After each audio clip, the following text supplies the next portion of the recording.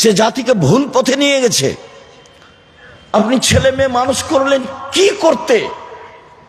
জমি চাষ করে খাওয়াই ভালো ছিল, দিন মজুরি করে খাওয়াই ভালো ছিল। রুজি তো হয় একটা।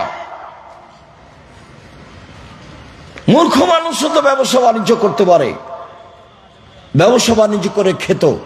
25-30 বছর যাবত তাকে পড়ালেন, 40 বছর যাবত তাকে পড়ালেন, বিবাহ শাদী দিলেন না।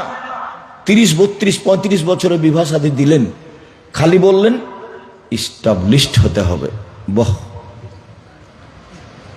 নিজের পায়ে দাঁড়াতে হবে। মেয়েও শিখলো চাকরি করব, তারপরে বিবাহ। জেনাতে সয়লাভ, জেনার বন্যা। ছেলেও বুঝলো তাই, মেয়েও বুঝলো তাই।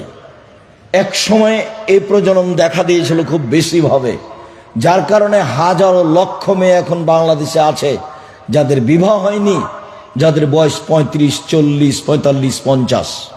তার মানে ওরা ইস্টাবলিশড হবে, তারপরে বিবাহ। সমাজের সেবা করবে, মাঠে নেমে যাবে। আমি আপনার ছেলে মেয়ে এভাবে লালন পালন করা চাইনি।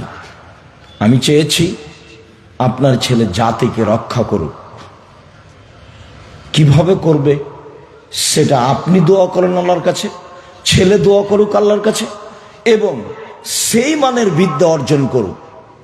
জাতিকে পরকালমুখী করতেই হবে যে কোনো মূল্যে।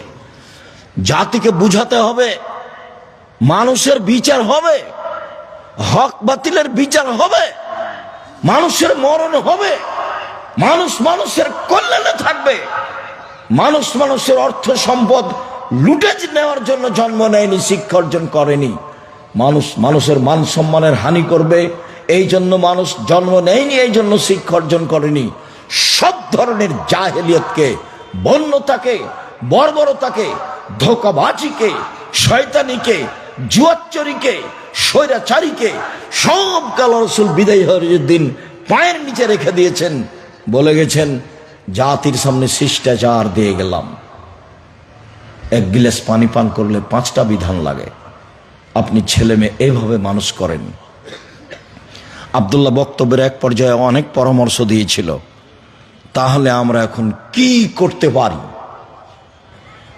জাতিকে বাঁচাতে হলে নির্বাচন পদ্ধতির পথ ঘাটগুলি তো ভালো দেখতে পেলাম না।